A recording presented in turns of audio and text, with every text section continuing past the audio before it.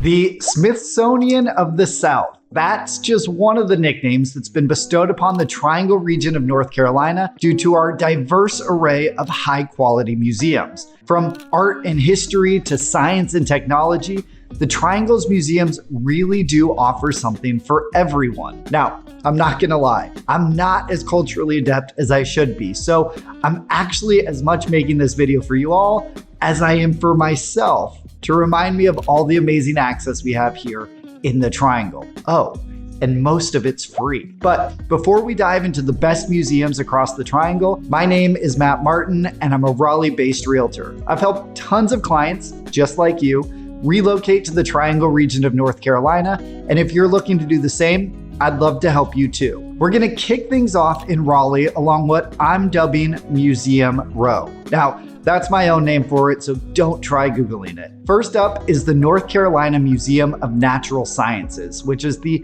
largest natural history museum in the Southeast and the most visited museum in the entire state. So if you're into science and nature, this is the place for you. With 4 floors of exhibits, you could easily spend all day exploring. The Nature Exploration Center includes the only of its kind Acrocanthosaurus skeleton on display, I think I said that right, that's lovingly referred to as the Terror of the South. And you can find even more dinosaurs in the prehistoric predators section. Then there's the Coastal North Carolina Overlook, featuring a 54-foot sperm whale skeleton named Trouble that washed up on North Carolina's Wrightsville Beach back in the 1920s, alongside various other whale skeletons hanging from the rafters. You can check out the breathtaking Secu Daily Planet, located in the Nature Research Center, which is a 70-foot diameter globe featuring a 3-story theater with a giant screen for live programming and movies. There are exhibits on the history of North Carolina, its native species, and yes, even live animals, from the beautiful and harmless butterflies, fish, and even a 2-toed sloth to the not for the faint of heart venomous snakes. Thankfully, there is plenty of glass between you and them. There's also tons of interactive exhibits for museum goers of all ages, a 10,000-gallon aquarium with plenty of interesting fish, and a simulated ride in a submersible thousands of feet below the ocean surface. And all this is free to the public.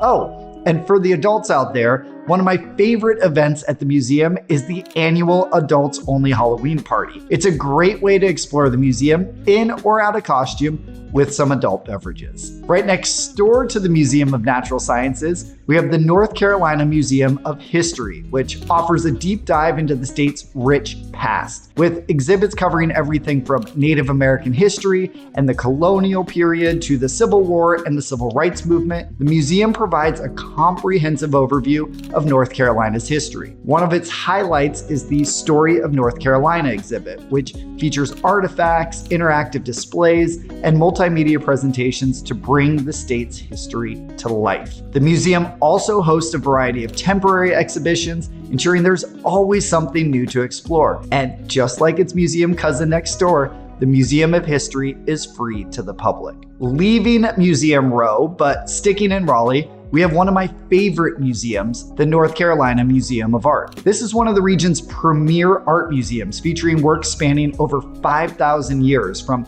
ancient civilizations to contemporary art, across its 2 buildings. The newer West Building, which is a modern architecture marvel covered in over 50% glass, features the permanent collection, while the East Building offers rotating exhibitions and educational programs. But one of the museum's standout features isn't inside at all. It's Museum Park, the 164-acre outdoor art park that encircles the museum, featuring dozens of sculptures, open fields for picnicking, performance spaces, and trails that connect to the region's larger greenway network. This is an absolutely must-see for anyone visiting the area, and access to the park and permanent collections is always free. But you may have to pay admission for special exhibitions. We're not done with Raleigh yet, nor with art. Next up, we have the Contemporary Art Museum, or CAM Raleigh, in downtown Raleigh's Warehouse District. This is one of the more popular local museums and displays new and emerging work by local and national living artists. Every exhibition is unique, bold, highly memorable, and designed to be thought-provoking and transformative. Camp Raleigh's commitment to contemporary art extends beyond its exhibitions. It also hosts a range of public programs, including artist talks, workshops, and community events. It's one of the main attractions during Raleigh's First Fridays, which happen on the first Friday of every month, where many of the art galleries downtown open their doors to the public to explore, imbibe, and socialize. All right, just one more stop in Raleigh before we move to the rest of the Triangle, and this one's for the kids at the aptly named Marbles Kids Museum. Now, I don't have kids, so I haven't been here, so I'm taking this from the visitraleigh.com website. With the goal of sparking imagination, discovery, and learning through play, kids can go on a jungle safari, get behind a camera and be a reporter, dress up as a forest creature, or board a pirate ship. They can work in a real garden, create an artistic masterpiece, become an architect, run a pet store, or get on center ice and take a shot at the goal. The opportunities for play are many, each encouraging intellectual, emotional, physical, and social development. I have multiple friends with kids, and they all rave about the Marbles Museum, so definitely check it out if you're in town with your little ones.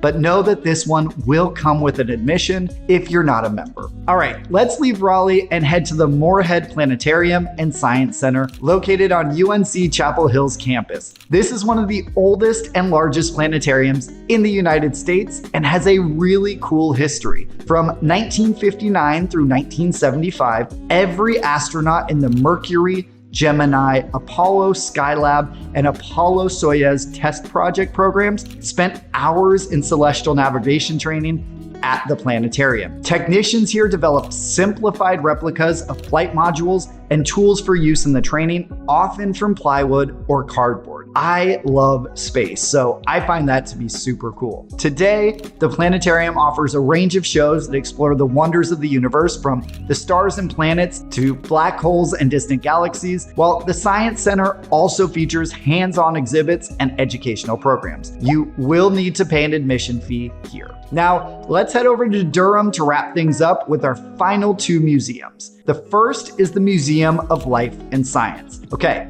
I'm just gonna be totally transparent. I had no idea this museum existed, and it's gonna be the next thing I plan to check out because it sounds so cool. The 84-acre museum features indoor and outdoor exhibits, including a dinosaur trail, a wildlife habitat with bears, wolves, and lemurs, and the Magic Wings Butterfly House, which houses hundreds of butterflies in a tropical conservatory. There's also the farmyard, which lets you get up close and personal with more traditional farm animals like goats, chickens, pigs, and even alpacas. No joke, y'all, I'm booking my visit soon. But do note that tickets run $23 for adults as of August 2024 and $18 for children 3 to 12 years old. And last but not least, we have the Vignoli designed Nasher Museum of Art on Duke's campus. The museum's permanent collection focuses on work by underrepresented artists and artists of African descent and includes medieval art, pre-Columbian American works,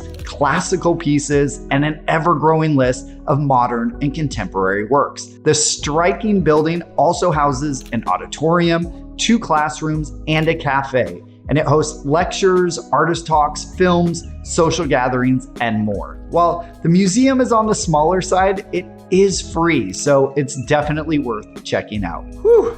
That was a lot. It really is no surprise that the Triangle has been nicknamed the Smithsonian of the South after going through that exhaustive list of impressive museums across the region. If you're ready to come check out all the cultural offerings here in the Triangle, or you're ready to kick off your house hunt here, I'd love to be your guide. You can reach me by phone, email, or text, and you can find all my contact information in the link below, or by scanning this nifty little QR code right here with your cell phone. And if you like this video, be sure to check out my whole catalog of others all about moving to, living in, and buying real estate in and around Raleigh, North Carolina.